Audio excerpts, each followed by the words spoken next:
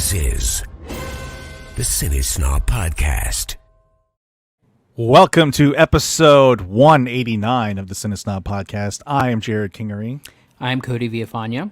And I'm Jocelyn Durand. Cody, back from the shore. Yeah, back on land, on dry land. Back, getting all the sand out of all the nooks and crannies, I assume. Yeah, letting my sunburn heal. Yeah. You do look a little red. Yeah. Your arms. Yeah. Oh, yeah, you got a bit of a farmer tan there. Yeah. In 75-degree windy conditions, I get burned badly. They say that cloudy, like a cloudy day, is way worse for UV light if you're susceptible to sunburn. Which I am. They say that. Wait, you're susceptible to sunburn? Oh, big time. As someone with the Hispanic heritage, That's get what I told sunburned? him. I was like, don't get sunburned. You're Mexican like me. As you can I've tell been by sunburned like twice in my life. My complexion, I have my white side is on my skin mostly. So It's like a snake's belly. yeah. Yeah. Which is funny because my brother is the exact opposite, and my brother is like year-round tan, never burns type of Your guy. brother's like a cooler version of you in that sense. Yeah, just in that sense though. Oh, okay. Yeah. Your you only have one brother, right? Correct. Okay. Yeah. Yeah. Your brother's pretty rad. By the way. Thanks. Doesn't he like live in Brooklyn and like shoot skateboard documentaries or something? Like He's a music photographer, and so he shoots Jesus Christ live Almighty concerts and Like as an actual job or no, yeah, that's his job. So okay, like, he sounds like he fucking rules. yeah, so like he goes on tour with musicians and films stuff and. how did I not know this? Does he live in Brooklyn? Mm-hmm. God, my son of a Williamsburg. bitch, man. Yes. Oh. So he uses typewriters to communicate. Yeah. Yeah, he sends Cody a typewritten letter once a month for their correspondence. Yeah, just sending like mustache wax for gifts and stuff. He has a unicycle. Yeah. But his name is Zach, by the way, right? So you're Zach and Cody, Yes. like the Oh TV my show. God, like the Sweet Life? Wow. Yes. You're too old for that, though, aren't you, Jocelyn? Oh yeah. No, I don't know Okay. where I pulled that from. But that was in your wheelhouse, wasn't it, Cody? Your age group, or was no, that a little it was after? it was a little after. So Okay. we didn't receive the brunt of that. We were both like teenagers by the time Okay, good. that was going on. How come now those guys don't act together anymore? The Sprouse brothers. Because Like they're it- not legally obligated to anymore. Can you imagine? Yeah, they don't have It's child true. labor laws to swap them out. Well, it's Do both of them still act? Because I thought only like one of them is super prominent. well, one Cool. of them is on Riverdale. I think he plays Jughead. I don't know Isn't which that one Cole? it is. I think it's Cole. Oh, I thought you were saying cool. No, I was Cole. like- I thought you were like cool. Yeah. Cole. I don't know. Sprouse. I don't know. Maybe. I'm I just tapping remember- into some weird, teen knowledge that I have from Instagram.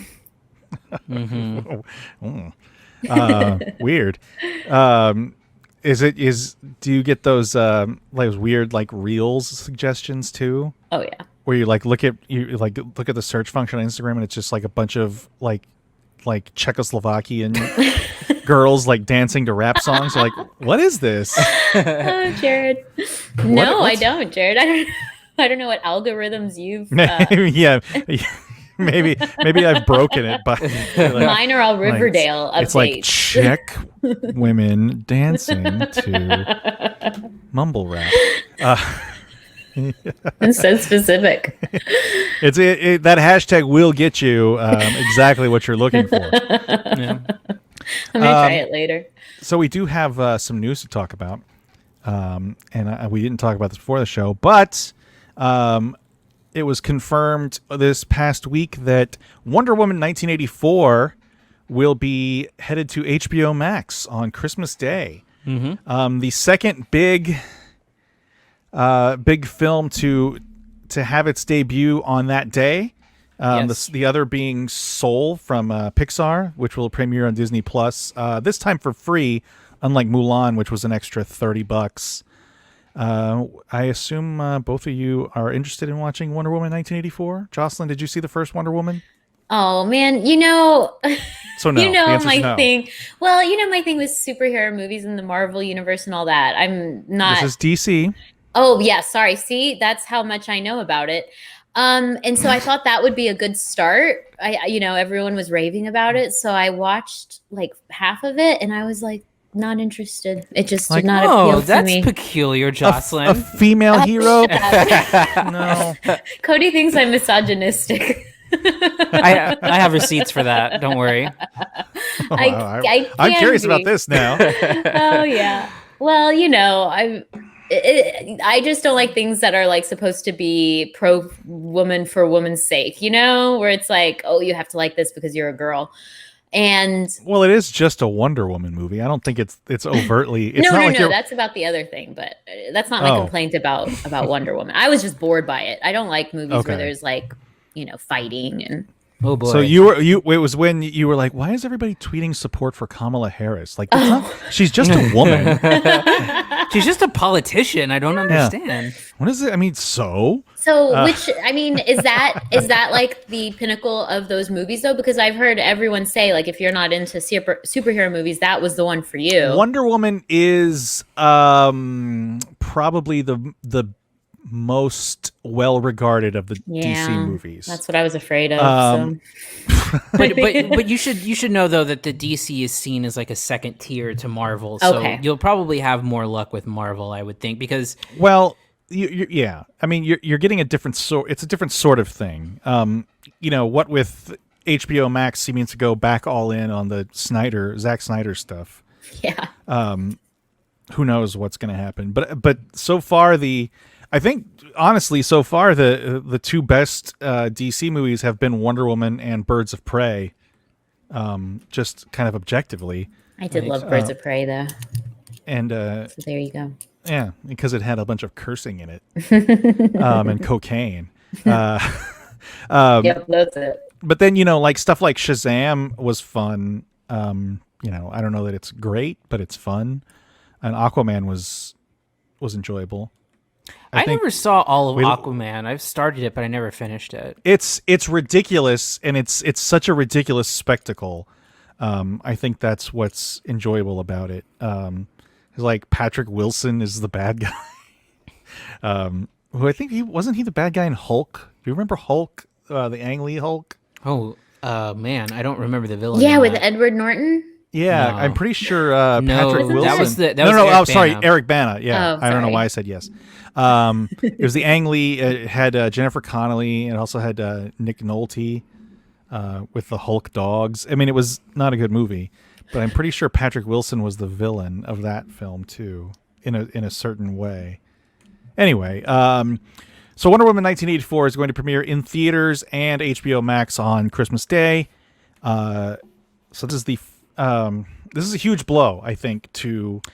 I don't see him in there. It looks like Josh Lucas. Oh, they look identical. Yeah. So look at a side by side. How racist of you! I don't think they look towards alike. white men. Oh yeah, they all look alike, don't they, Jared? Yeah, they do. Patrick Wilson. So was Patrick Wilson in Aquaman, or maybe it was Josh Lucas?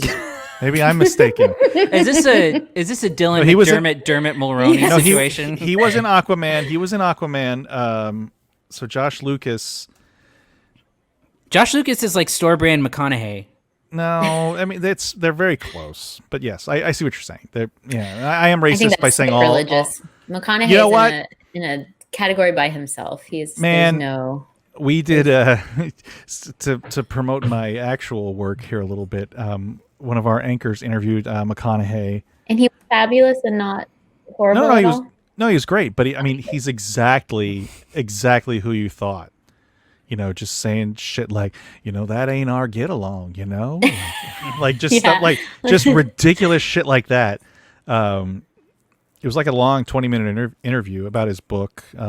He's like, green lights. It's green. I see green lights ahead, guys. That's a great impression, Jared. It's like, you got red lights. Those mean stop. Yellow lights mean slow down. But I see they all turn to green eventually.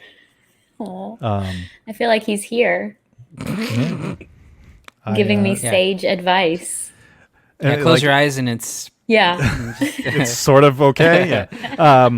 Yeah. No, he's like the patron saint of Austin. So apparently, there was actually a time. Sorry, my headphones. He's the minister of culture for UT and for Austin FC, the new football soccer team. I'm not going to call it football. Every time I hear Minister of Culture, it sounds like a fake job. Like, it 100% is. Years ago, the Dallas Stars hockey team hired Brett Hull, the ex-player, and his job was ambassador of fun. Well, like McConaughey, I think ambassador of culture just means like he's there. Because like he's always on Minister of Culture. Minister of Culture. Excuse me. Well, because I think it has to do with a lot of the sort of like sermons that he gives to the players before sermons. Yeah, no, that's why it's called minister. Well, yeah, he is just always there. Like he's just on the sidelines, like in a t-shirt and an orange blazer. But he also like gives these like like you said, like those crazy McConaughey words of wisdom. I mean, knowing absolutely nothing about like what he's talking about, I'm sure just sort of this like I mean, he's fucking blazed out of his mind, I assume, all the time. He sees things we don't, Jared, okay? There was what was it? There was something that happened here about the Longhorns. I don't remember what it was. And it was some sort of positive news. And one of the stations, it wasn't us, managed to catch him like coming out of a store downtown, and I mean sauced.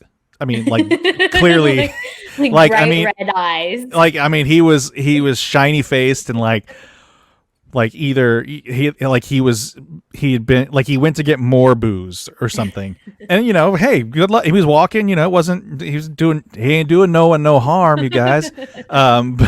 But he expounded for like a good 45 seconds on whatever the fuck he was talking about. Yeah, I saw that he was teaching like a script to screen course there, and it's Dazed and Confused. Like, yeah, of course he's teaching a course on Dazed and Confused. He was also doing, I believe it was Dallas Buyers Club too.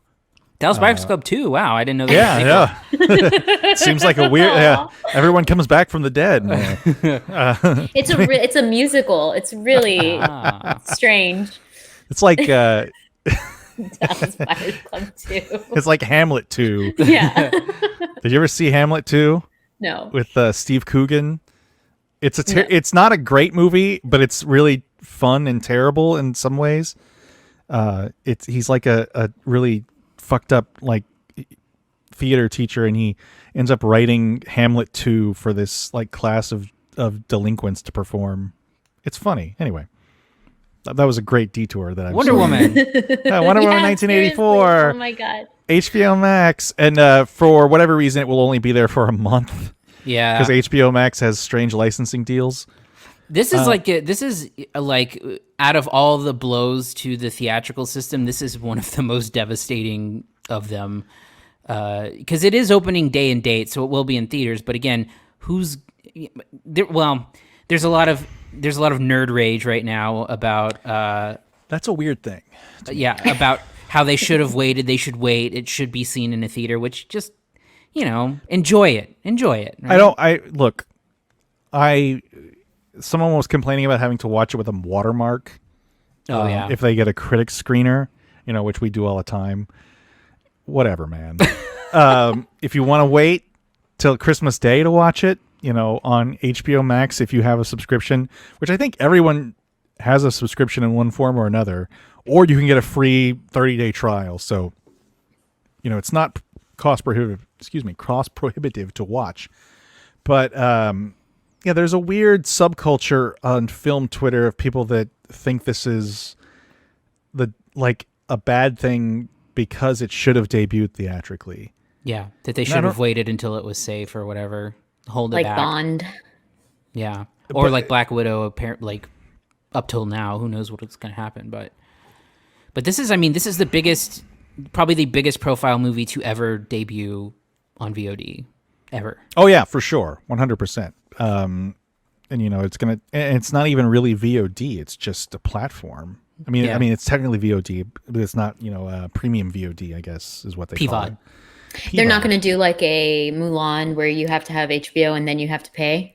No. It's strictly just free with Wow. HBO Because they're trying to Excuse me, drive my up nose is itching. subscribers. Yeah. So And that's the conversation Cody and I were having when we initially talked about this, is how long does it take for Disney to follow suit with something like Black Widow, because the changes they've made to their structure, if you read I guess like a month ago, putting Disney Plus first and foremost in entertainment. Right now you've got the biggest Star Wars thing to happen in a long time in The Mandalorian on Disney Plus, and you've got this Marvel movie in the can that's probably not going to be a huge blockbuster, in that it's about Black Widow and it's sort of a prequel to stuff that's already happened. So it seems like that would be the perfect thing to release straight to Disney Plus for me, because you've got this kind of untested property that is, people are looking forward to it, but it's really just sort of a filler for the next thing to come along. It's kind of like the first Ant-Man movie was. Do you remember how that came out after Avengers: Age of Ultron, and it was like the bridge to it was Phase the last 4 or whatever? It was the last movie of Phase 2 instead Phase of being 2, the that's right. first movie of Phase 3, which is just strange. Yeah, and it wasn't. I'm not a big fan of the first Ant-Man movie, but Me neither. I still hold a grudge. oh, because of Edgar Wright not doing it. Yeah. That makes Nerd, sense. fucking nerd. Anyway, That's so Jocelyn, the pot calling the kettle black if I've ever heard it. yeah, look at before. like fucking behind me here. Is that like- a My Buddy, by the way? that is a My Buddy, by the Creeping way. me out. I My, know that whole commercial, the jingle. We were. I was on a manager conference call a couple weeks ago for work, and I don't turn my camera on for work stuff because I'm not going to do that. But my boss mentioned something about a My Buddy, And you were like, I have one right here. and he joked because he knows that I collect this stuff, and I said you joke, but there's one like literally right behind me. He's like, oh no, I figured. I said, "Yeah." That's like the beginning of a horror movie for me. There's one. Well, it's literally. right I mean, that's behind me. literally what Chucky is based on. Is My Buddy. Yeah, I think I knew that. That's terrifying. I'm glad you were able to pick that out. He doesn't have his hat. He's staring at me. How could I not? I'm gonna like Don't you joke about it. I'm gonna have nightmares. My wife hates it too, so just don't worry. He doesn't have his hat, but he does. He's not the blonde one. He's the brunette. So he's not like the little Aryan baby. There was the kid's sister, which was blonde, I thought. It's not Mind Buddy. Kid sister though, like, because the whole point of My Buddy was to make a doll for boys. Right. Kid sister was just another doll. That was just to appease the girls Kid who wanted a sister. My Buddy. Yeah. Kid sister and me. I have no idea what Cody, you are guys are you talking too? about. I You're don't know. too. Yeah, you're too young. Yeah. My Buddy. So My Buddy it was what Chucky was based off of. It's just Right. it's basically they made it because in the 80s it was not cool for boys to have dolls. It was you had to disguise it as something. In the early 80s they were Mego dolls, Mego action figures. Migos?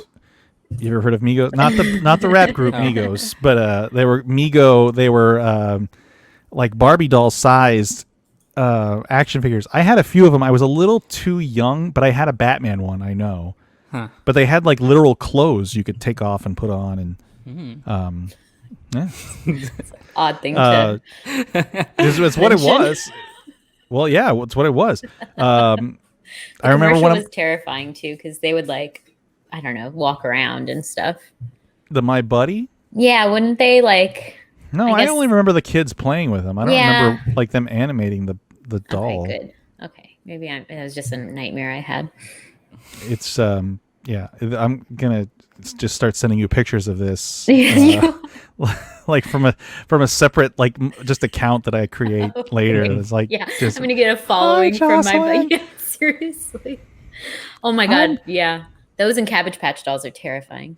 Oh, you weren't a fan of Cabbage Patch Dolls? No, they terrified me. Why?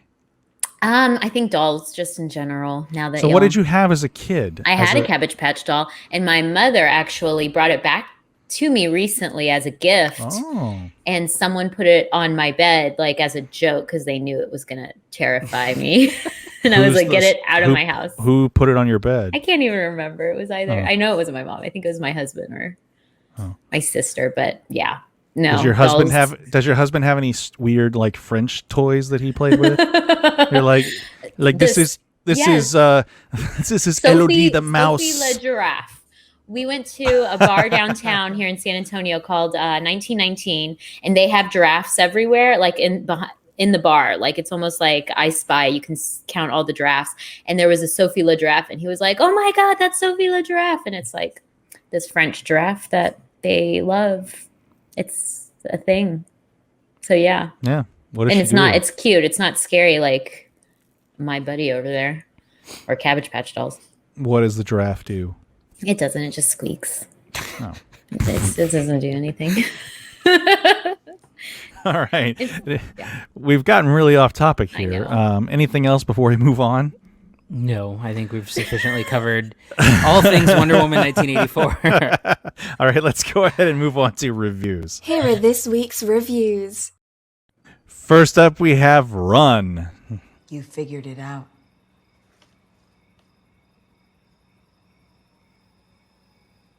Oh, yeah. Just like you said. Yeah, just like I said.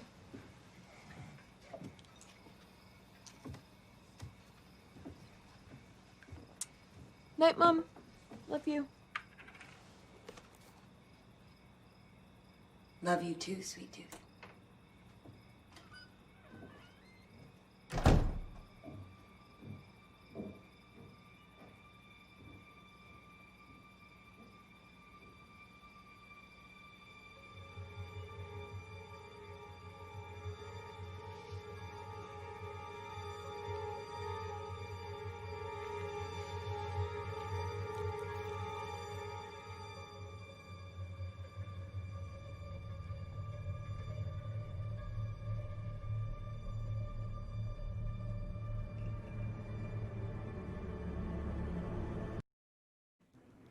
So, whoa, sorry, didn't mean to do that yet. So this is a Hulu movie starring Sarah Paulson, as you saw there, of course. Jocelyn, why don't you tell us about Run and what you thought of it? That's why I was ready to take you full screen. Hi. So Run is sort of kind of like a throwback Hitchcockian type of suspense thriller. It is, as you saw, Sarah Paulson is a mother, and she has this daughter who has all these ailments.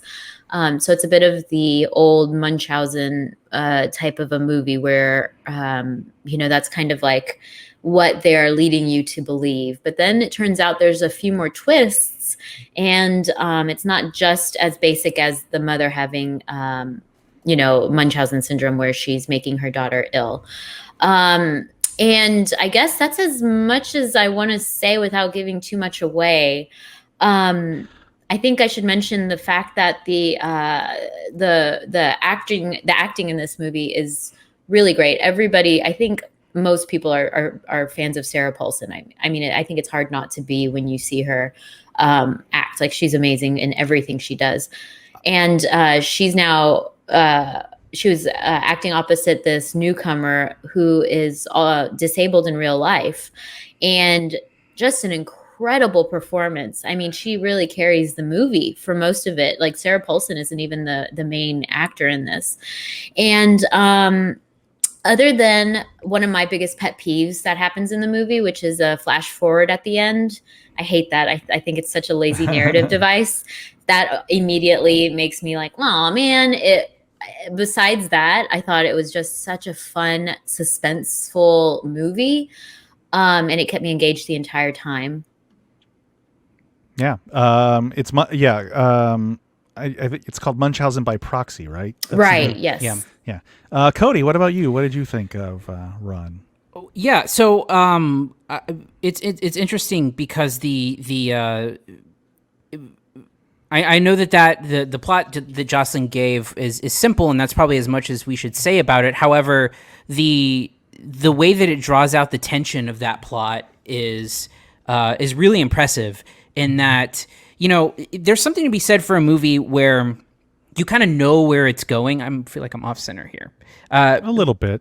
There's a movie. There's something. You're leaning to the left, just like you do politically. Oh, okay. I'll take that. So stupid. Sorry. So there's something to be said about a movie where you kind of know where it's going, but yet the execution is like flawless. And I think what you have here is, I think you can figure out where it's going for the most part. There's still some pretty shocking moments and twists and turns. Though it's not probably too far out of the realm of what you're guessing might happen.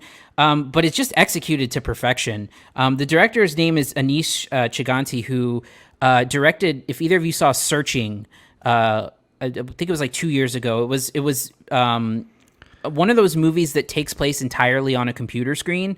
Oh, yeah, I didn't see that. That's the John Cho. John Cho's daughter goes missing, and he basically tries to find her. But the whole thing is like on a computer screen with him doing video chats and Googling things and trying to piece everything together. And this guy is an incredible director, I think, because that movie is tense as hell. This movie is tense as hell. And Jocelyn was talking a little bit about Kiera Allen, who's the actress. It's her first ever movie. She's in one thing that Jocelyn didn't say was that she's in a wheelchair, and it's kind of incredible the way that they kind of allow that to play out as part of the plot without seeming like it's exploiting that. It's really kind of tastefully done, but also using that disability as a source of tension, and it's a really physical performance too from someone who is disabled, and I think it's really impressive. And she's really fantastic, especially for her first film ever. That was really impressive, and it's pulpy. It's kind of trashy in a way. That was my take on it. I think I texted you, said it was super trashy. It is, but not in a way that I would ever discount I think it gets to be trashy. I think it starts off really subtle and kind of fun. Well, yeah, I mean, I don't mean that as a pejorative at all. Right. I don't either. Yeah, I don't either. It's Really? Yeah, I mean, no, seriously, yeah. Okay. I mean, trashy can be fun. I mean, I think being part of that. Who's the shit? I'm forgetting his name. I'm blanking. The producer, the mega producer, TV producer, always works with Sarah Paulson. Ryan Murphy. Ryan Murphy. I mean, his stuff is trashy. Right. Yeah, it's well done, but it's very trashy. I think he's in a separate category, though. This isn't nearly as bad as I think Ryan Murphy gets with the. Well, with true. that. But I mean, Sarah Paulson. I just don't want people thinking it's going to be like that, like No. head But getting Sarah, chopped off and all that. Sarah Paulson is a very frequent collaborator. Oh, yeah. with Ryan Murphy. Yeah. Anyway, sorry, Cody. No, it's cool. And so, I think just to punctuate it, I think it's a really, it really ratchets up the tension, and does keep you guessing for, like I said, even though you may know the general idea of what's going to happen, does do enough to keep you guessing.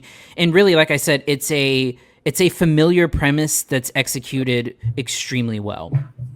Yeah, no, I agree. I think there's a lot of there's a moment in the movie where I think you figure out exactly what's happening, and it's about probably 20 minutes into the movie. Mm-hmm. There's a very specific scene that I'm thinking of that involves her looking for Candy, the daughter, Kiera Allen. That said, I think there's a couple of just minor quibbles I have. I think there's a scene in a pharmacy that I think is a little too ridiculous in what's happening, to the point where that was a little laughable and kind of I was afraid at that moment that the movie was going to get derailed, that it recovered from that little stumble. I think is super great, and there's another great scene with that involves a mailman that I won't spoil. That was one of my favorite parts. That has an incredible amount of tension in it. Again, I don't think any of this is really a surprise where it's going. Yeah. Are you talking about the one at the beginning, the very like short one? No. I'm talking okay. about the sort of middle of the movie. See, I loved the scene with the postman at the beginning with when the mail arrives. Yeah, no, That like, oh my gosh, talk about like just doing, so much with so little. Like, no, I yeah, swear. yeah. I mean, there's a lot of good stuff in this movie, and it like Cody said, it's very trashy, it's very pulpy. Sarah Paulson is, she's not playing a caricature, Yeah, but she is very much kind of subtly Man, when unhinged. she loses it though, oh, it's so good. Yeah, Because she really keeps it under wraps for the majority of the movie. Kind of like.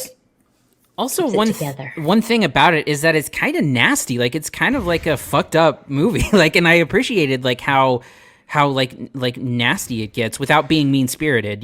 Well, and like Jocelyn mentioned, the flash forward that she was not fond of. That's a very nasty ending. Mm-hmm. It kind of reminds me of the ending of Invisible Man. I know you saw that, Cody. Did you see that? Yeah. Just like a horrible nastiness to it. But and I think that's keeping in the spirit of the rest of the movie. But I was genuinely surprised by how much I liked this, because it didn't, like I said, there's the one moment in the pharmacy that I thought it was kind of faltering a little bit. It recovered from that very well and really, really impressed me.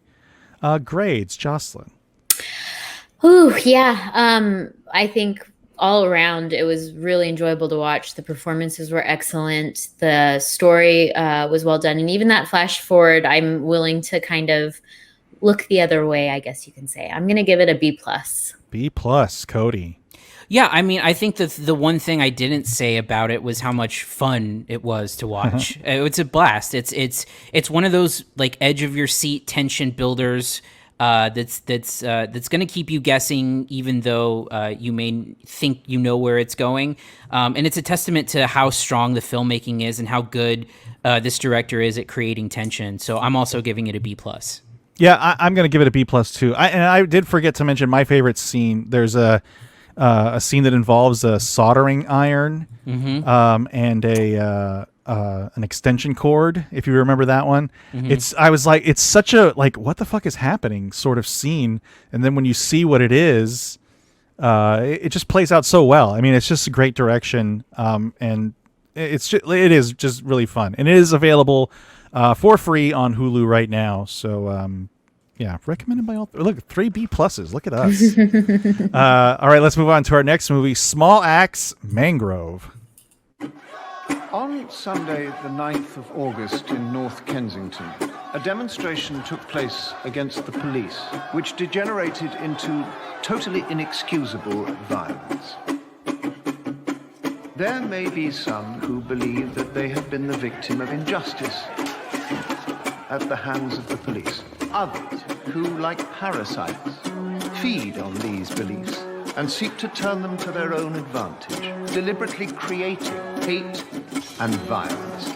These defendants are all guilty of the serious criminal offense. This attack on a black establishment is not an isolated event, but a sustained campaign against black people.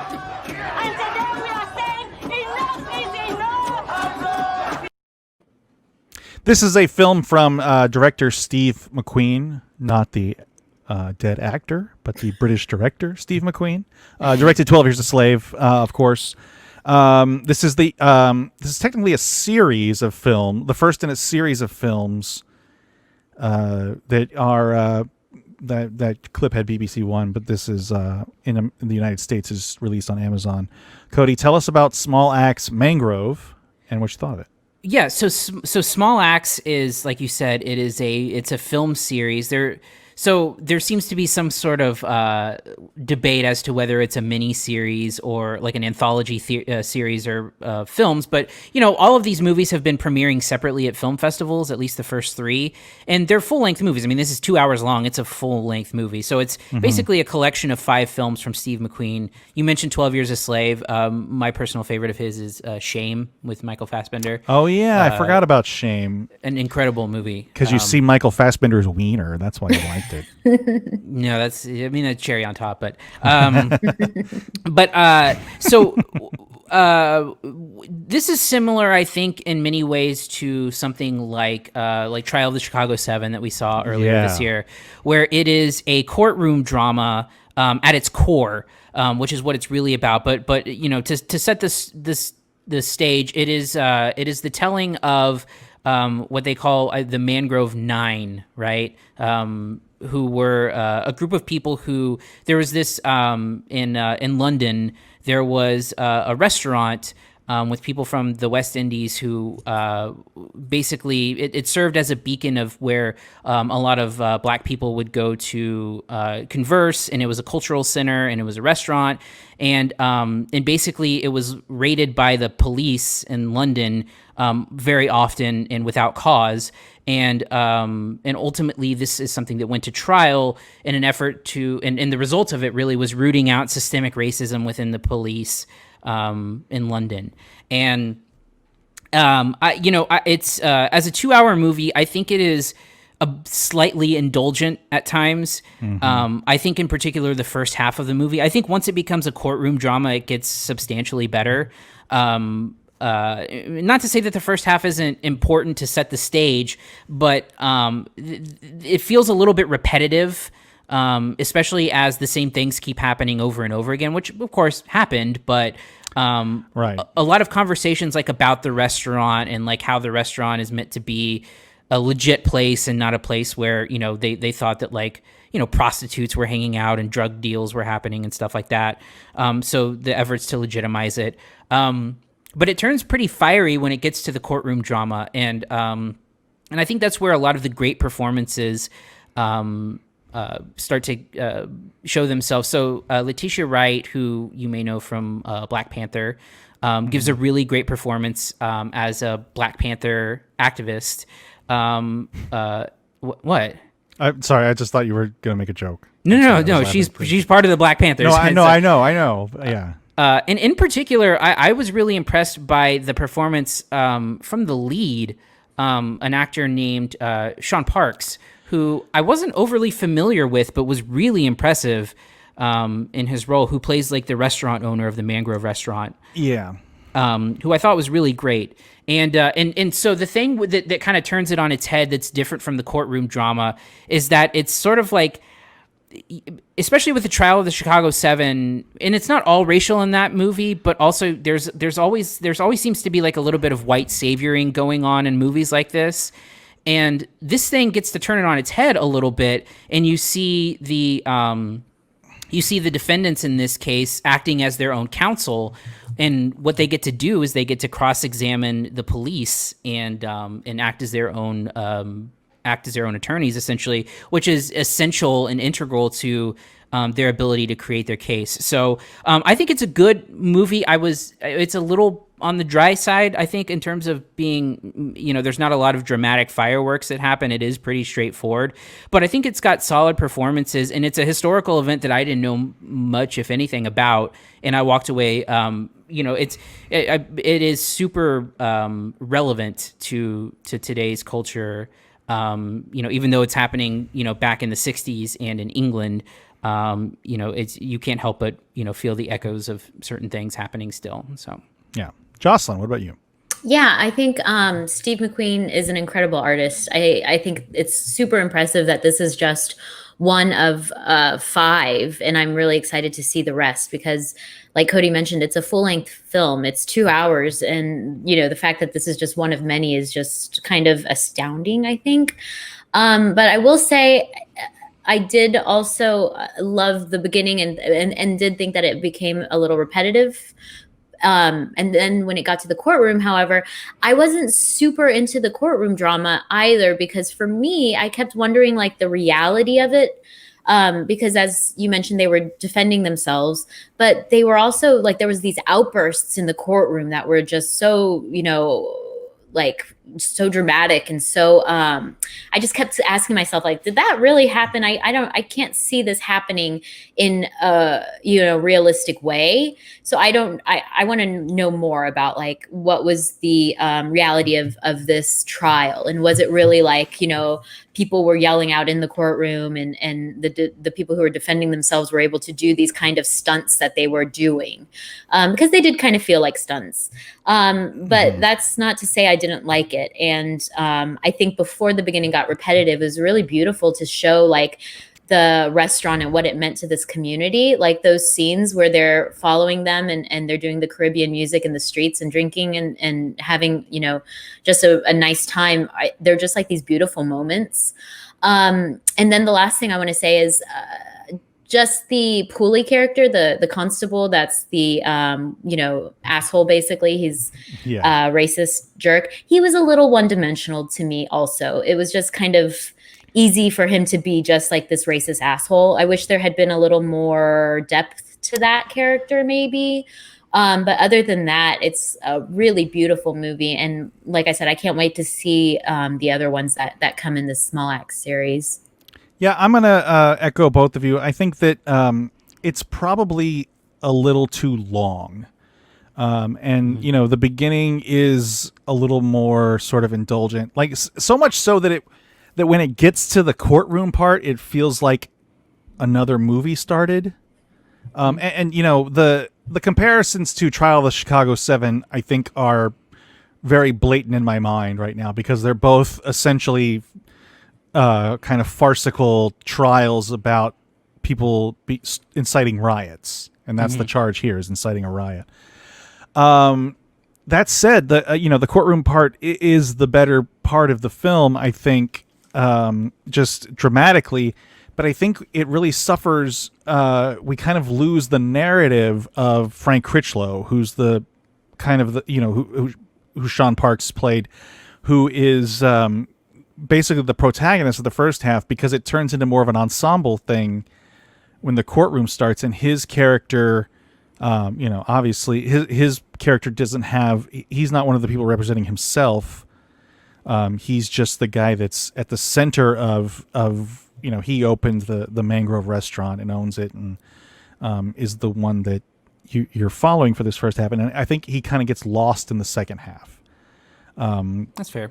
I don't, obviously it's based on real life. I of course I don't know the story as it's British and it happened in the 60s. But it's sadly very similar to the United States in the 60s and what's happening now. That's what I was saying. Let's face it, it's still happening. Obviously with different circumstances, and but the story is basically the same, is that minorities oppressed by white majorities. Oh well, Jocelyn's gone. I didn't do that, so if she wants to come back, she can. But hey, there she. Sorry, I can't hear this people attacking. Such a serious movie, and I just left. Sorry. Yeah. No. This being West Indian, Jamaican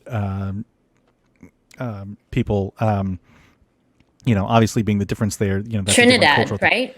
I'm sorry. Yeah, Trinidad. Why did I say Jamaican? I mean, it's the same general I flustered you. Caribbean area, but anyway, it's a really good movie. I do think it's a little indulgent. I think it's a little long. I think it could have been tightened up a little bit more, and I think it could have woven in the Frank Critchlow character a little more in the second half, because I think he kind of gets lost in the mix. Yeah. In better performances. And I don't know the actor's name who played what is his name? Declan? Is it Declan, or I can't remember the character's name? Darkus? Darkus, yeah. Declan. Yeah, his name's Malachi Kirby. Darkus, who is one of the defendants representing himself, who takes apart the police's the case of the police officers and their testimony. Who really gets to shine in that part. And, was he in the beginning half of the movie? Because it really seemed like, I don't know. Everybody was. Yeah, he was the guy who was nowhere. He was the guy who was like delivering the thing on TV when they showed the guy talking on TV. And he Oh, okay. But he kind of becomes he and Letitia Wright kind of become the focal points of the second half. But yeah, I think it's really good. I'm eager to see what else there is. I believe there's 2 more that have been released so far elsewhere. The critics have access to the next 2, but the other 2 they're not out yet. Okay. Yeah, they're releasing once a week. Okay, so yeah, this is available on Amazon right now. Okay, what grades, Cody? Yeah, so if you want to find it on Amazon, you would just look up Small Axe, and it says season 1. I still think they're movies, and they're 100% movies, by the way. And I look forward to seeing. I'm looking forward to seeing what else is in this series, and I hope that we'll probably try to cover the rest of them here. But I'm going to give this one a B-. I think that it is objectively a good movie. I think that it does falter a little bit in some of the drier, more indulgent things. I don't think that it needs to be 2 hours and 9 minutes long or whatever it is. Mm-hmm. I do think it is a little bit dragged out, but I still think that it's a solid piece of work. Jocelyn? Yeah, I have to give it a little higher just because of what it's able to do and the effort I think that was put into it. So I'm going to go with a B. Yeah, I'm gonna echo that. I think a B. There is room for improvement. I think just to kind of tighten it up. If this were really a TV series, this would have been 2 episodes, obviously. Mm-hmm. But I still think they're movies. So, this is available right now on Amazon Prime. It's free. New installments weekly. I don't know which one is next. I know one was released. Lovers Rock is the next one, which is one that I've heard incredible things about. So I'm really looking forward to that one. All right, let's move on to our next movie, Collective.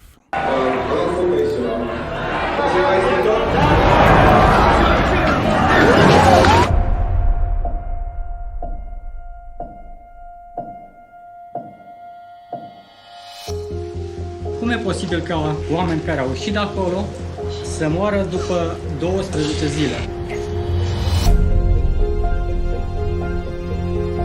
Deci, practic, ei au ascuns lucrurile astea, da? Dacă nu spunem lucrurilor pe nume, suntem complici.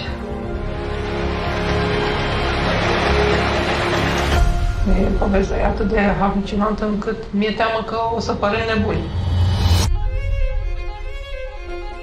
Sunt ministrul sănătății. Dar primul lucru pe care trebuie să-l faci ca să câștigi sau să recâștigi încrederea cuiva este să încetezi să-l minți. Omor oameni. Nu ne putem permite treaba asta. Și cum ne poate rezolva chestia asta? So this is a Romanian documentary that starts, as you see, with a nightclub fire that ends up killing several dozen people instantly.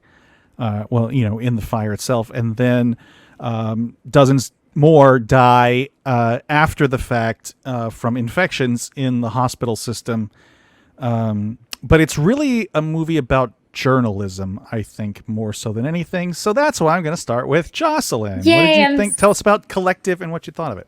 I'm so glad you said that because this made me miss journalism so much. Like, just the power of journalism and seeing people who aren't willing to just, take the bullshit that is being fed to them and having to do something about it, especially in a country where that's a super dangerous thing to do. It was really incredible. But so as you mentioned, it starts the premise of course, or the beginning, as you mentioned, is the club fire, is this devastating fire that happened in 2015.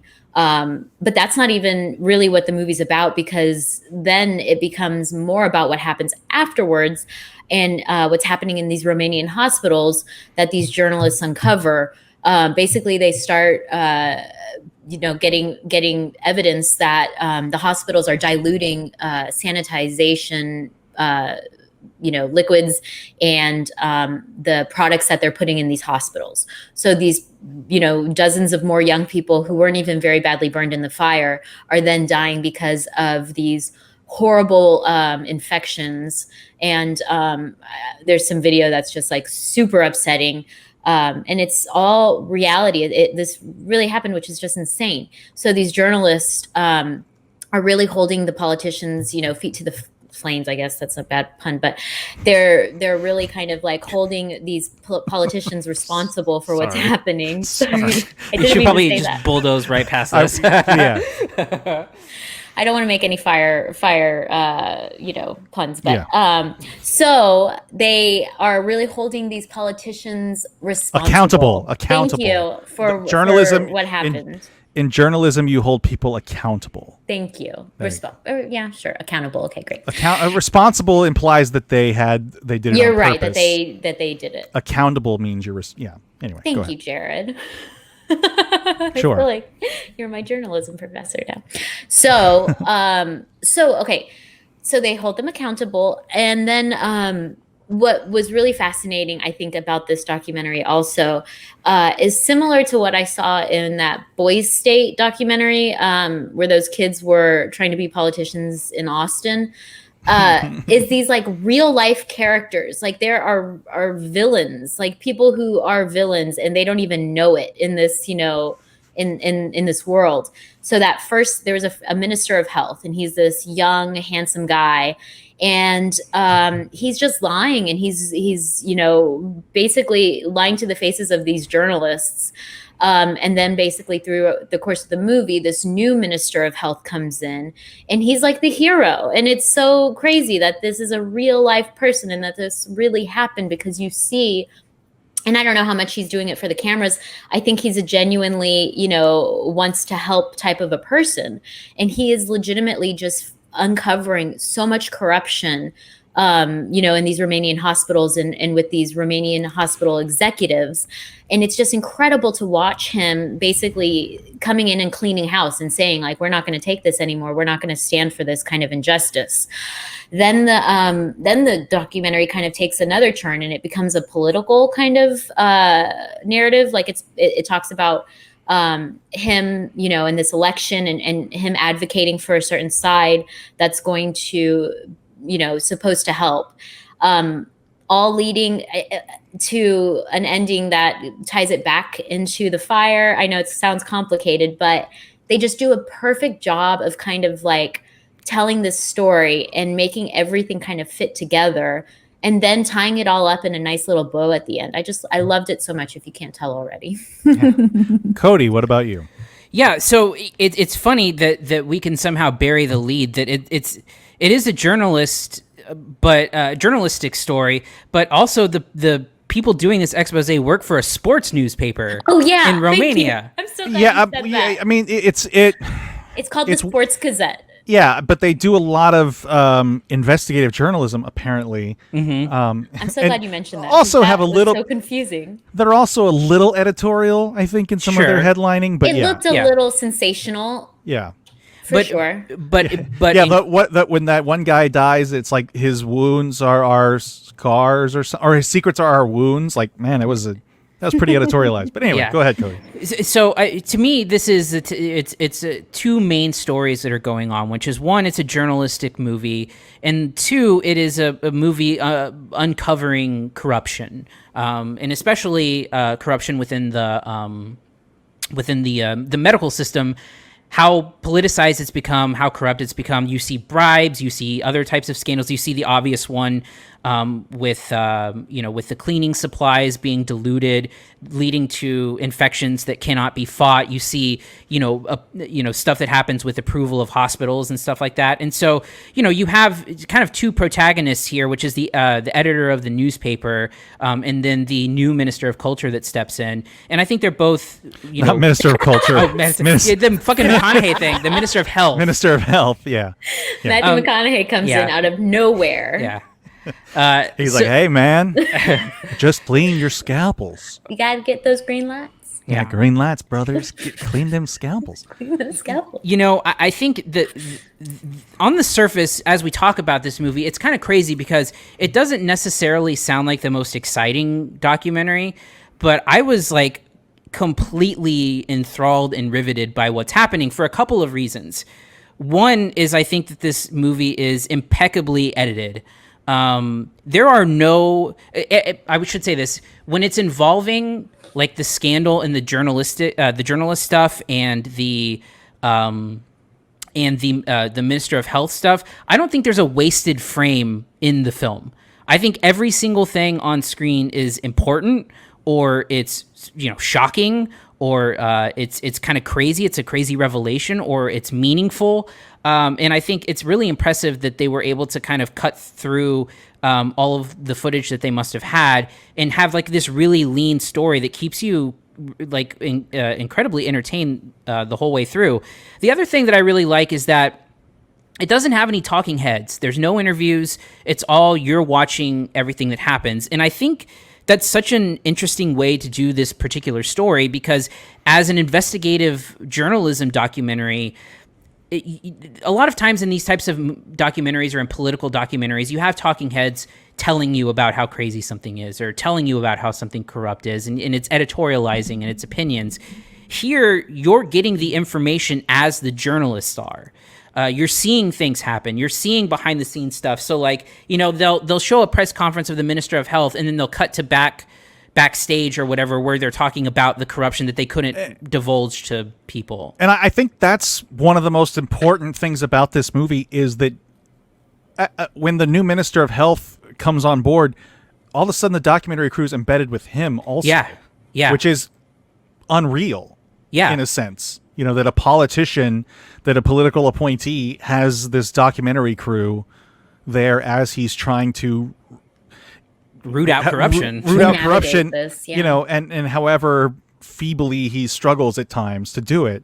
Yeah. And it leads to incredible footage. I mean, and I like that you get to be in the position, the audience gets to experience things at the same time as the journalist. So, you know, you get to, it allows for like really genuinely shocking moments of details that you find. And the details get grim. I mean, there's stuff where they show someone in the hospital in very bad shape that's, you know, shocking to see.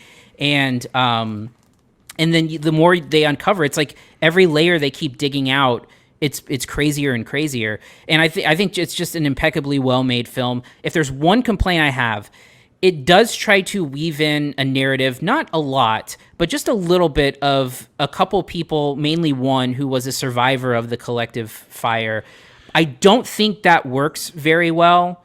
And I don't think that they commit enough to it to make it be a staggering part of the movie. That being said, I think this is one of the best documentaries about investigative journalism that I've ever seen.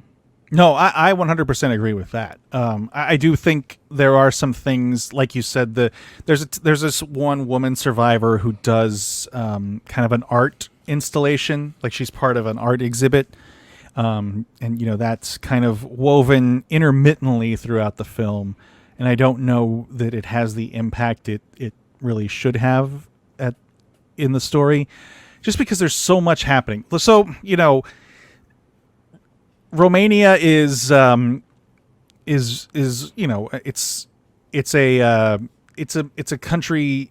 Professor Jared. Well, I don't want to call myself professor, but it is beset by corruption. You know, it's an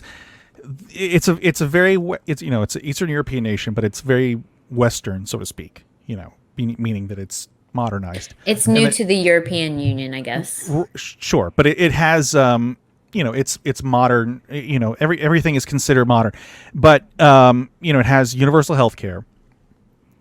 So that's a big difference for the United States. And by being part of the European Union and so close, you know, being in Europe and being so close to everything, that it has the opportunity for people to go abroad. We just lost Cody. God damn it. It has the opportunity for people to go abroad for healthcare. And that's one of the things they mentioned quite a bit, that people, you know, that this burn unit that was suffering these these terrible infection outbreaks because the disinfectant they were using was not effective because it was diluted. They were sending people to Vienna, to Austria, which is obviously a bordering nation that is close enough for that to happen. So the interesting part of it, I think, is that it's this, it's a developed country with modern healthcare that is infected with corruption, but more along the lines of like mafia style corruption than than the kind of typical everybody's searching for money sort of corruption that you might get in somewhere like the United States. So the stuff that happens is scarier. Like there's one major player who ends up dead, and no one can really tell if it was an accident or if it was suicide or if he was killed. And then toward the end of the film, the journalists start to get threatened. And I think the biggest factor here there's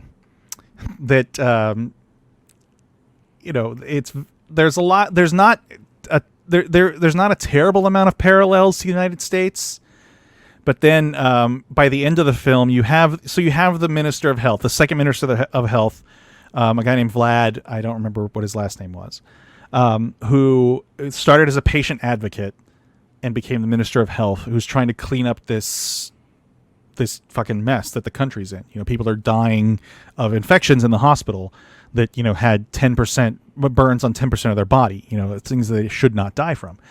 And the election that's looming is at the hands. The election that's looming in late 2016 is one that spawns a populist/nationalist movement, which, hello, we just finished that one up, and it went great, everyone. Yeah.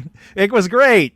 No hitches at all. No hit. Yeah. So the idea that that's something that kind of, for lack of a better word, infected other parts of the world too.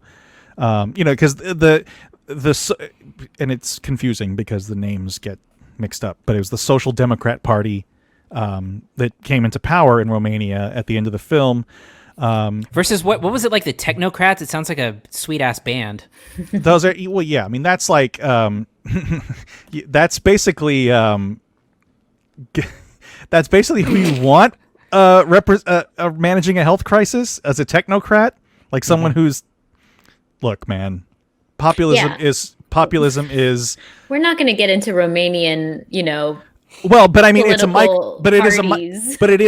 is a very big mirror of. It wasn't called, the party wasn't called technocrats, but that's what they were. Was that's people that govern based on empirical evidence. There's good and there's bad, and that's it, Jared. That's all you need to know.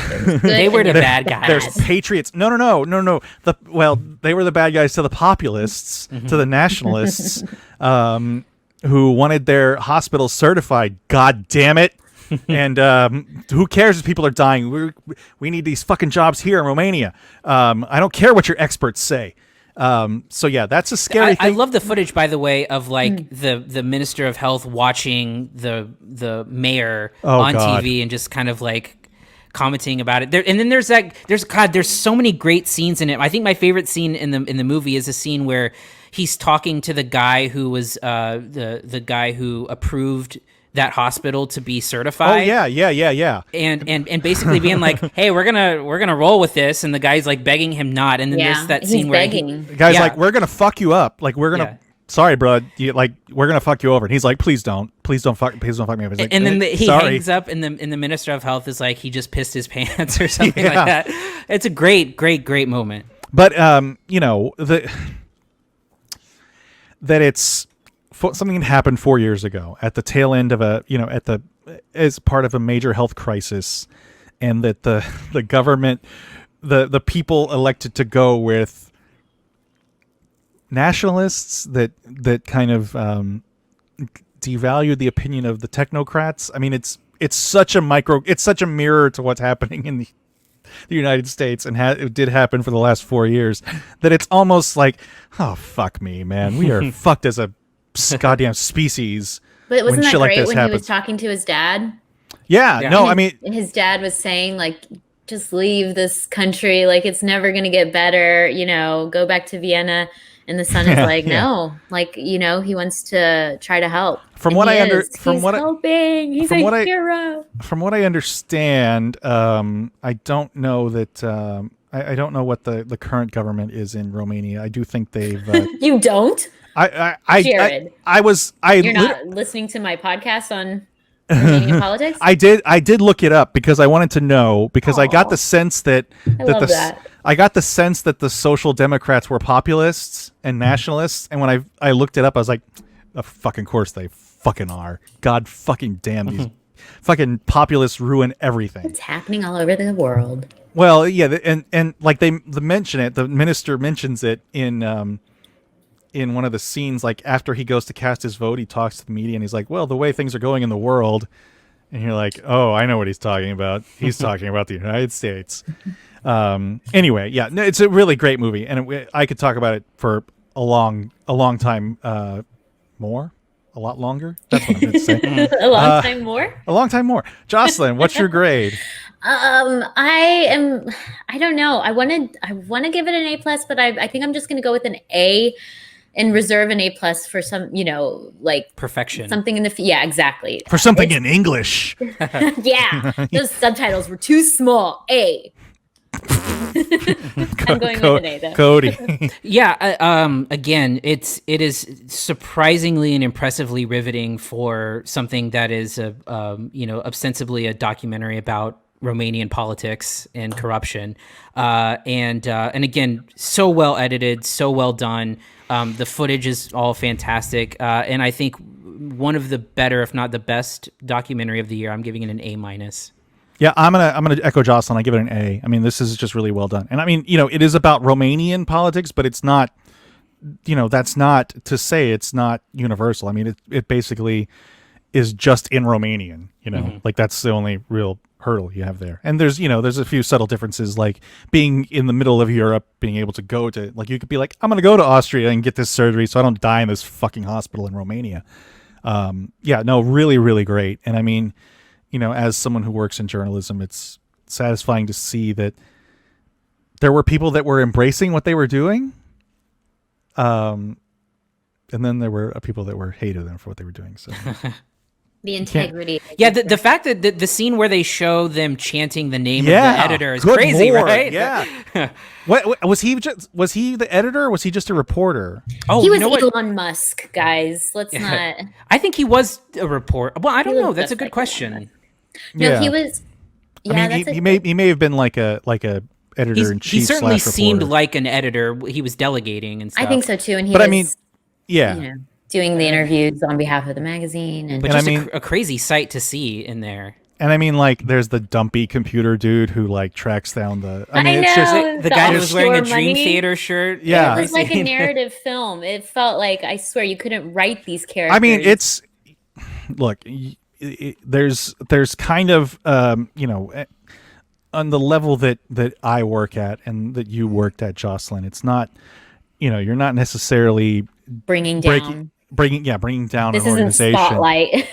yeah, but when you can have that kind of process journalism that happens, it is kind of invigorating, and it's invigorating to see in this, you know, when you can be like figuring shit out along the way and thinking of shit that people didn't think of to figure shit out. And they were responding the things that you were thinking when you were watching to the people that were bullshitting, you know? But I mean, and then that one, the woman reporter, I don't remember, awesome. I don't remember if they ever said her name. They did. I remember. I can't. But he calls her a couple times. She's like, the number one thing people are going to ask us is, did we test this? Did we test it? Yeah. Yeah. And they do. They go and you see it happen. Like, you actually get to go and see her get the results and stuff, and then they process the results, and like even the stuff like showing the journalists at the press conferences. I mean, it's just all incredibly fascinating. Yeah. No, it's a really great movie, and this was. We watched a screener of this. Where is this on VOD, Cody? Do you know? Yeah, I believe so. Let me just check real quick here to see if it's available for rent. I didn't even talk about the idea that it was. It looks like it's on YouTube. at least on YouTube. And you can rent it on iTunes for $5.99. It's money well spent, honestly. No, it's great. It's a great movie. And I mean, I didn't even talk about the comparisons to the Great White Fire that we were talking about earlier. But, yeah. Anyway. Man, that's what's so crazy about this movie is the fire isn't even. I know it's the thing that uncovers all of it. I know. Yeah. And they show the video, and it's just really devastating. And those guys, the guys in the band, are like, "This is not part of the show." That's and I mean, horrible.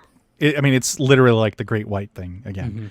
All right, let's move on to our last movie, Lego Star Wars Holiday Special.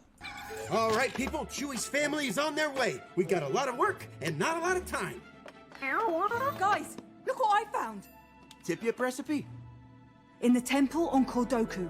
Only on Life Day, but once a year. With a key to the galaxy's past, a Jedi's future becomes clear.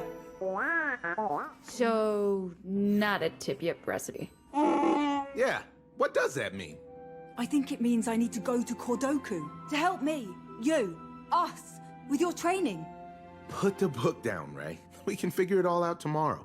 Even Jedi Masters deserve a day off. Life Day is today. I'm afraid I have to go now. No! Chewie's right, you can't leave. I'm sorry. But I'm sure one of you can make the tip-yip. Life Day is about family. It's not about the tip-yip. Oh, it's all about the tip-yip. But yeah, family.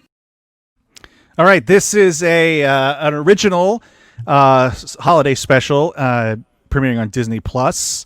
If you don't know, the Star Wars Holiday Special is a kind of notoriously bad holiday special that premiered in 1978 as the first new Star Wars media after the original film.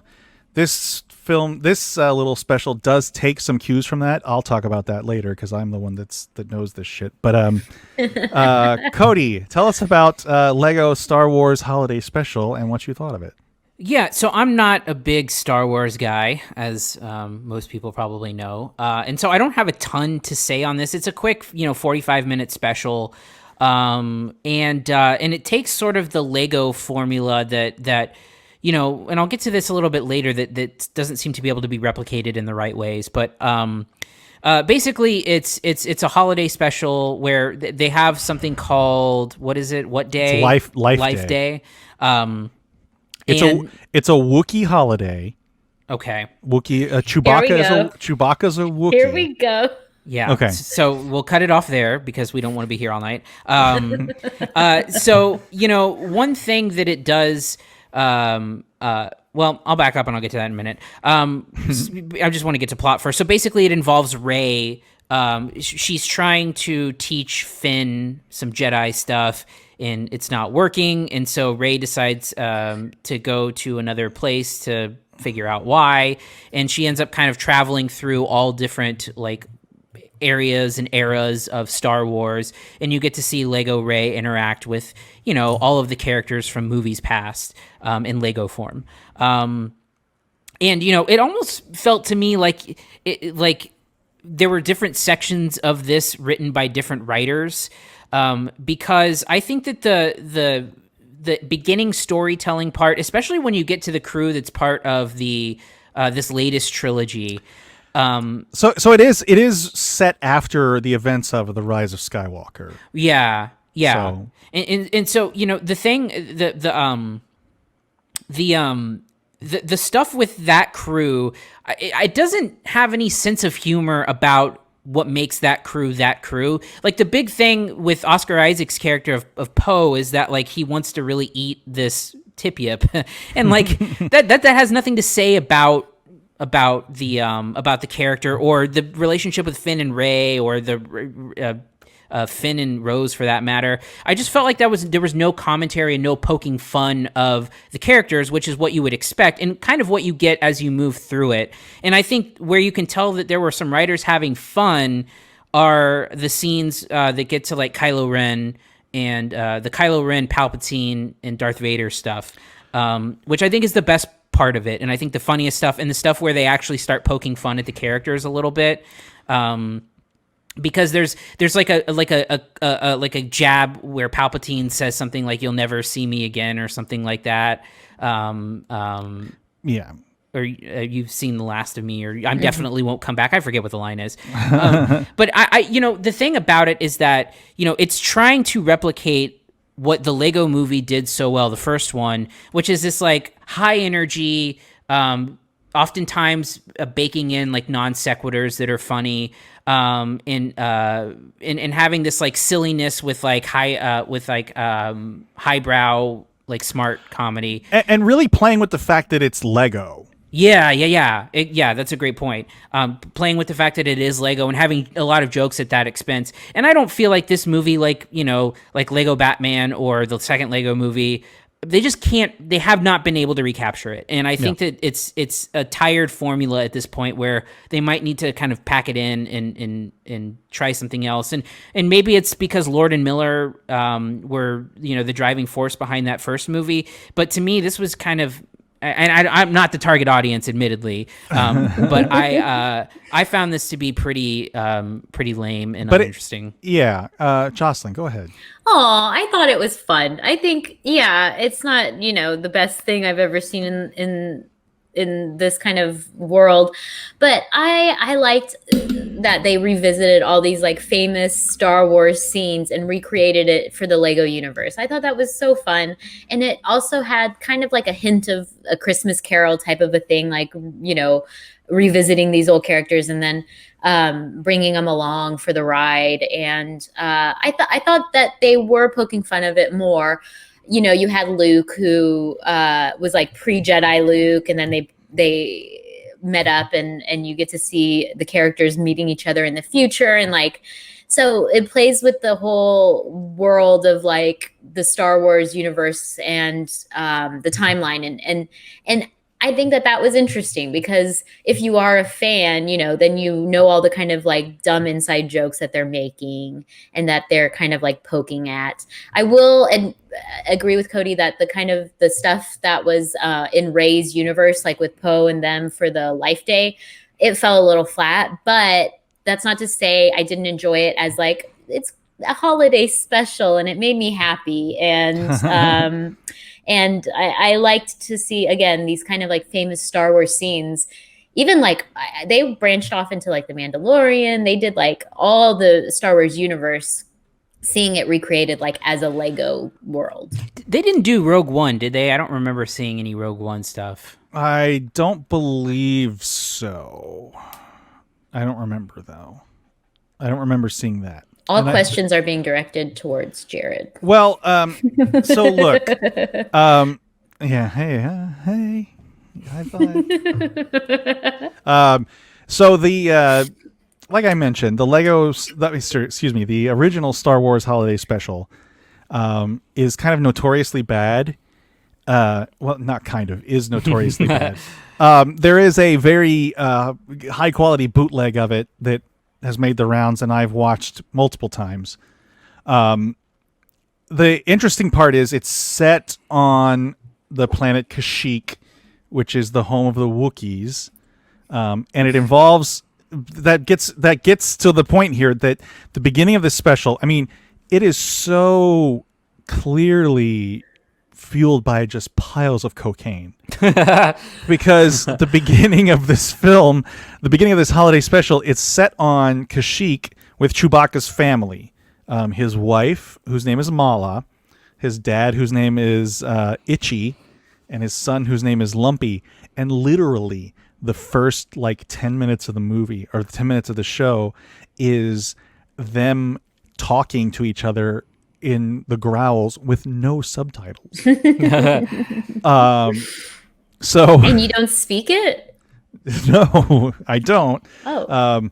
Sorry. It's not Klingon, Jocelyn. I'm surprised. I'm shocked. I do have a Klingon dictionary around here somewhere. Of course you do. Of course you do. It was a birthday gift. So this movie, this special, so the Star Wars Holiday Special is kind of relegated to forgotten, like it's not canon, so to speak. But things from it have been adopted. Most recently, The Mandalorian. In the very first episode, two things. Life Day is mentioned, because that's the holiday. Life Day is mentioned by Horatio Sands' character, the bluegill fish guy. And then the weapon the Mandalorian uses is the same weapon Boba Fett uses, because this is the original holiday special is the first appearance of Boba Fett. So anyway, that's the stuff that got pulled to canon. And then in this special, Chewbacca's family, those are the same characters from the original holiday special, but they don't name them. They do play some of the same sound effects when they are eating. It's stupid. It is stupid. There's like look, this is deep dive shit. So deep cuts. Yeah. I get it. I get it. Anyway, B. Arthur is in the holiday special. Art Carney, fucking what's his name? Tim Conway. It's a fucking weird thing. Starship plays in it. Like it's a fucking weird. There's a lot of drugs involved in this thing. Not in the Lego movie. Probably not. Okay. Maybe pot because it's legal in California. Yeah. That said, I don't really understand why this is Lego, because it doesn't really. Like Cody mentioned, they have not been able to recapture the formula of the first Lego movie, the thing that made it so enjoyable. And I don't really know that there's any gags related to Lego in here. There might be one. I think might be one or two, but they're not memorable. Yeah, because the fun of the original Lego movie was... She takes off her hair. Oh, does she? When she gets wet, she takes off her hair. Yeah. Oh, yeah. Yeah, but the kind of thrill of the original Lego movie was the idea that these were just, and the conceit of it was a kid playing with it. Especially the transition scenes where it was like the ships like flying and like and the water being made of Lego. Anyway, this is Lego. It doesn't really feel like anything other than to sell toys. Yeah. It's fun enough. It's fine. It's certainly for fans. And like the interesting thing is, I think only 2 actors or 3 actors played the original. It's Anthony Daniels is of course C-3PO. You've got Kelly Marie Tran as Rose Tico, who I think has more to do in this special than all of The Rise of Skywalker. And by the way, the voice actress, bless her heart, who's doing the Rey voice, is doing like the most exaggerated version where like it almost sounds like her, but someone trying to do a fake British accent. And the person, the voice actor who did Poe, is pretty great.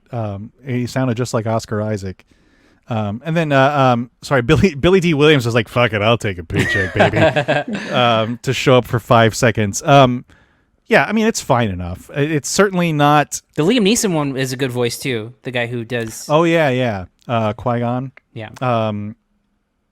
Maybe Matthew Wood is, I think, also did that little D.O. droid, the dog, kind of like kicked puppy droid. Anyway. The one that looks like a hairdryer? Yeah. I believe he did the original version of that, too. Anyway, it's not quite the... subversive thing I was hoping for, and I don't know that I really expected it to be, but I thought maybe there was still some Lego magic left. But even when the second Lego movie, or the Lego movie, the second part, didn't really live up to it, I knew it was kind of dead forever. Yeah. That said, it's fine enough. It's 45 minutes. It's not going to blow you away, but it's not... It is funny how much they embraced the holiday special now, the original holiday special, because literally this was released on the same day that premiered 42 years ago, literally on purpose. Like it was released November 17th, which incidentally, I was exactly a week old when the original holiday special premiered. So, happy birthday to me. I was a week old. Yeah, so this is on Disney Plus. So it's fine enough. It's not gonna knock your socks off or anything. But if my buddy shows up behind me, I swear to God, Jared. Oh, I don't know where he went. Maybe. Yeah, I know. Shit. Like as you were talking, I was like, wait a second, where's my buddy? Yeah, if I could just put him down through the frame. If he had showed up behind me, I would have literally jumped out that the would window. be so awesome. Yeah, it's a scary movie waiting to happen. Anyway, Cody, what's your grade for the Lego Star Wars Holiday Special? Yeah, there's nothing here for me. I give it a C. Jocelyn, I still liked it, but I'm gonna give it a C+. Yeah, C+ for me too. I wish it were a lot more irreverent and fun than it really is. It's really not. The Lego, man, they just really ran the Lego stuff into the ground, I think, and it's really kind of sad because that first Lego movie is almost perfect. Yeah. As you can see, I've got the poster behind me. Hold on, I got the God. poster. Yeah, use your assistant. I'm gonna put him in my place now, so he's gonna. Terrifying. So I just pulled my headphone cord out. That's you gonna can live with that thing. Yeah, my wife is not a fan of that or the multiple clowns that I have. So. I would lock that door every night. There's a somewhere. Speaking of somewhere around here, there's a Lego Ronald McDonald that she fucking hates. Yeah, that's usually in the shot. Oh yeah, I think it fell.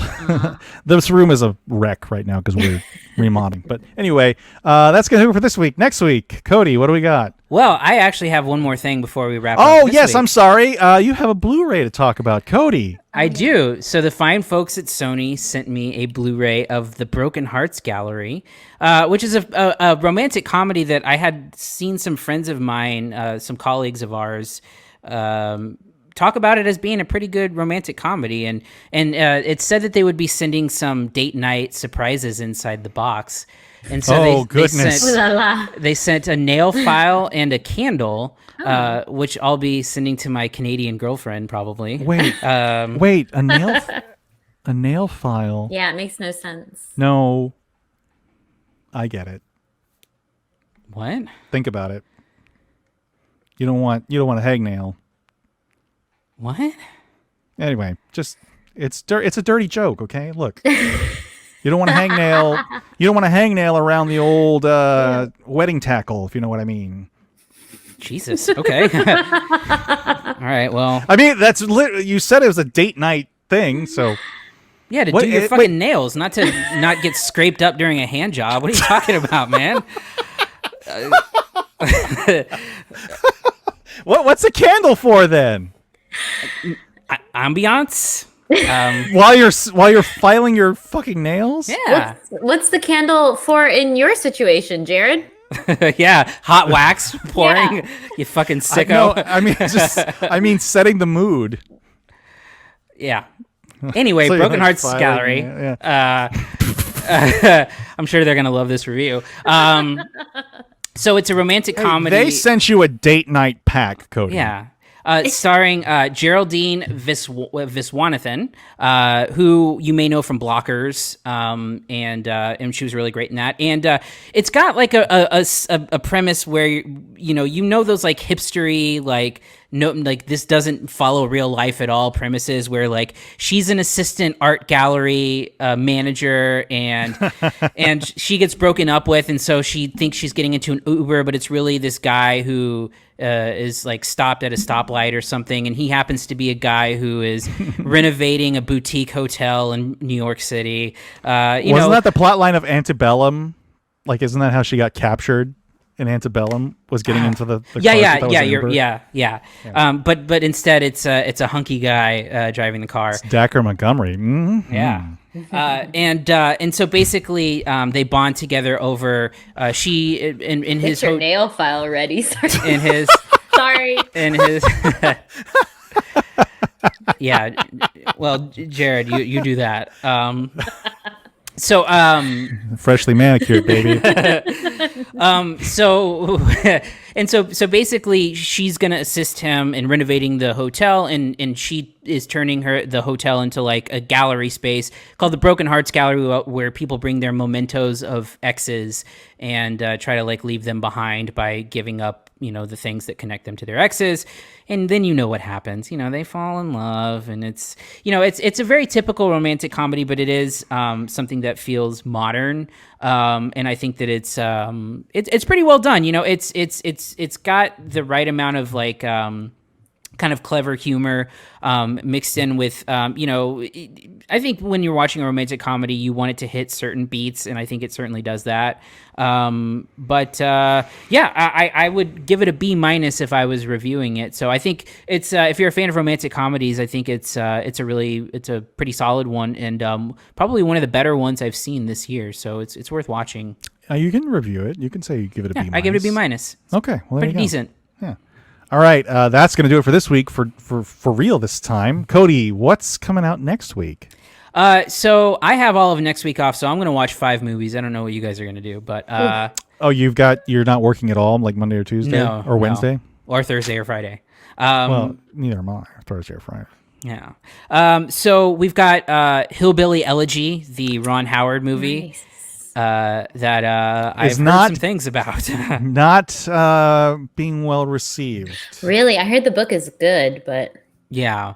So we'll see. There's the Christmas Hulu movie or holiday Hulu movie with Mackenzie Davis and Kristen Stewart called Happiest Season that's coming out. We also have an Amazon movie called Uncle Frank that is supposed to be really great. We also have the next in the Small Axe series, which is Lovers Rock. And then finally, we have an HBO documentary called The Mystery of D.B. Cooper. Ooh. Which I've always been kind of fascinated by as a story. So, do either of you ever watch Mad Men? Uh-huh. Do you remember like the rumors that would go around that Don Draper would D.B. D.B. Cooper? Yeah. In reality, he just made a Coke commercial. It was stupid. He didn't just make a Coke commercial. He made the Coke commercial. Yeah, he invented advertising, kind of. Yeah, that was a dumb ending of the show. Anyway. Great. We're going to have to talk about this offline. Yeah. If you want to reach us, you can email us at podcast@cinesnob.net. You can find us on Twitter at CineSnob, Facebook, CineSnobNet. You can listen to our other podcast, ReMCU, rewatching the Marvel Cinematic Universe. Also, Quarren Stream. New episodes sitting on Cody's hard drive in the Dropbox link that I sent him a month ago. So someday it'll happen. I can't tell if you're frozen. He did freeze. Bye, Cody. Cody's gone. God damn it. Cody's got some podcasts, the Ramble Radio, something. Yay. Let's talk about how to pronounce cashew while he's gone. Yeah. How do you pronounce Jocelyn? How's the baby? Wonderful. He's going to be 2 months soon. And, goodness gracious. And you're going to get a Christmas card. Ooh. Yay. A holiday card. Oh, yeah. You better say Merry Christmas. In my America. No.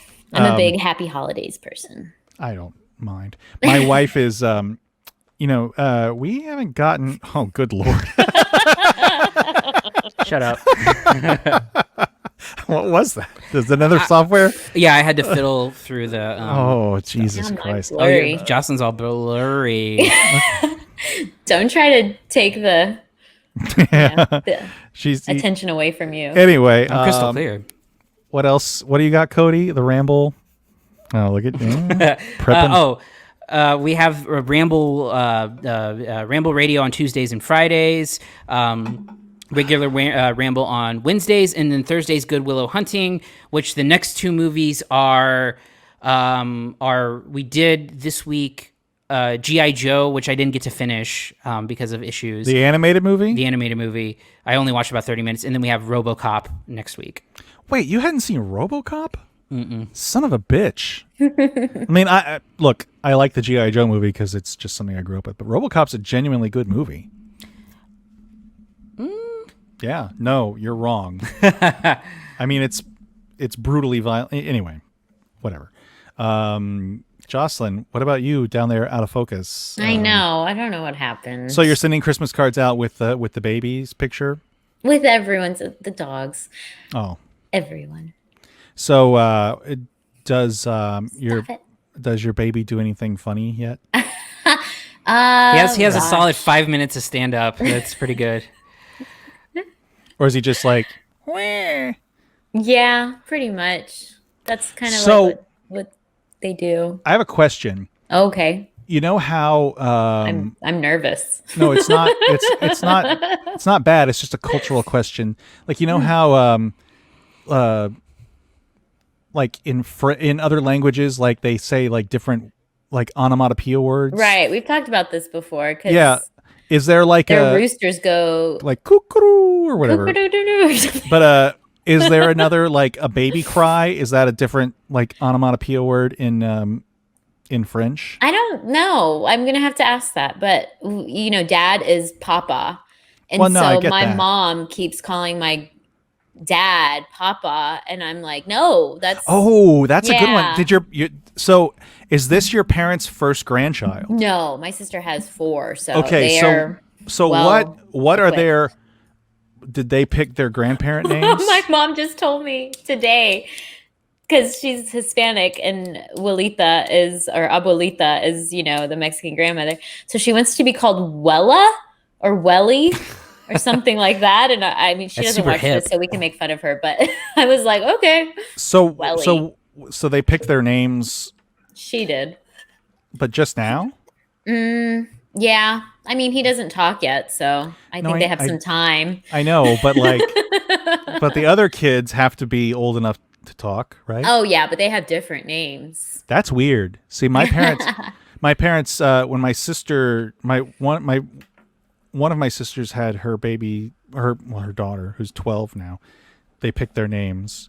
Yeah, and then that was it. Yeah, so that's like across the board what they're going to be. So, No, it's different, and it changes every week. by the way, are you going to have your son call your husband Papa, like all super European? Right. No, that's just what it is. No, I know, but we're in the United States of America. Well, but I mean, he's the dad, so, I remember, yeah. or at least we think so. Hey now. Just kidding. Nail file. Yeah. Anyway, anything else before we go? No, we've covered it all. Everything. Jocelyn's implied all kinds of horrible things, and And So have you. the ending of Mad Men is one of the best, I think, that most shows it's impossible to end one of those shows, and I think Mad Men is like top 5, top 10 at least. So just putting that out there. No. Anyway. All right. We'll On agree that to note, disagree. I'm Jared Kingery. I'm Cody Villafana. And I'm Jocelyn Durand. Thank you for listening to the CineSnob podcast. To read reviews, interviews, and more, visit cinesnob.net. See you next week.